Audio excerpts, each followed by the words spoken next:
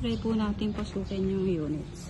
Yung ano pong itsura sa loob. So, ang parking po ay, ito po yung frontage niya. Yan po yung lapad. And then yung haba. So, may space ka pa dito sa left side. So, check po natin. Ang turnover po nito ay fully finished. So, ganyan po siya. So, living area. Yan po. And then dito po yung pwedeng kitchen. Ayan po, kitchen. Meron po siyang built-in. So, yan. Kasama na po yan sa TCP. And ito po yung banyo. Ayan, with shower po yan, toilet and bath. Ito po yung service area. With lavatory na po yan.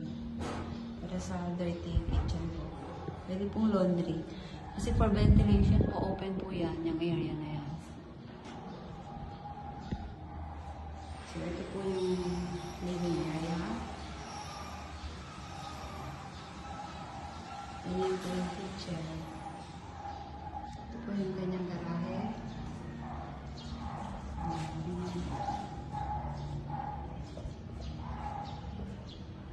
Tingnan po natin yung taas. 2-story po to, 3 yung kwarto, 2 banyo, and 1 carport po. Ang lot area po ay nagre-range po ng 45 to 50, and then floor area po is 50 to 55. So, ito po yung isa niya banyo. With shower na rin po yan. And then, ito po yung isang, ito po yung masters. May master's area. Kung ang queen size po, queen size bed po ay 54 by 75. So, pwede po dito yung 54 by 75 na kama. So, itong space na kabila, pwede po siyang cabinet.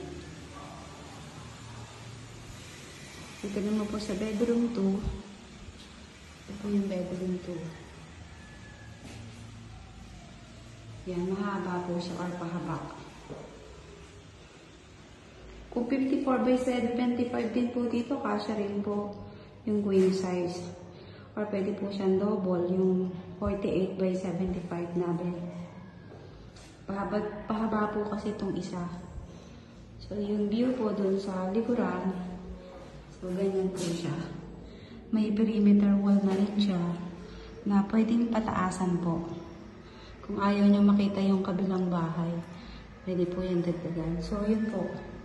Press ko po dito sa likod kasi kikita po yung bundok po ng San Mateo. So, yan po. Mura po ito kasi equity nito payable sa 24 months, wala pang interest. So, yung mga ang preferred po ay hindi RFO. So, payable naman yung down payment niya, 2 years pa.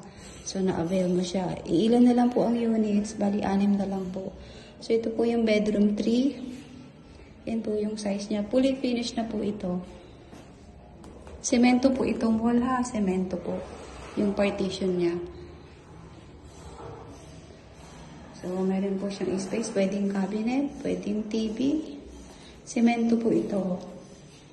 So, ganyan po. Ito po, double lang po yung bed nito. Double size bed. So, yan po. Bedroom 3. Ito po yung kanyang hallway. So, yan po yung kanyang banyo. Master's bedroom. Bedroom 2. And bedroom 3. Fully finished po ang turnover nito, kaya maganda.